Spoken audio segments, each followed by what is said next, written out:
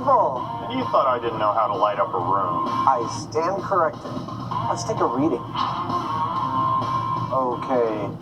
Maximum. All right, moving away. Average lux, 8.62 lux. Woo for Jamie's shirt. Amazingly, with this reflective scattering, Jamie's whiter-than-white shirt has given the maximum light reading for the entire experiment.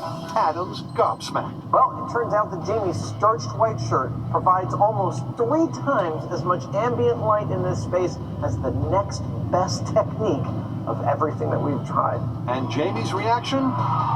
Well, this is Jamie. A mirrored surface is going to be your best bet to get light into a room because it's very directional.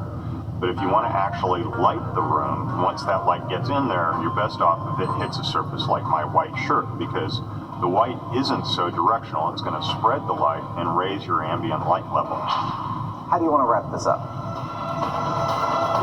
In theory, it's plausible, because the sun's rays did in fact provide enough ambient light to move around the room. I agree.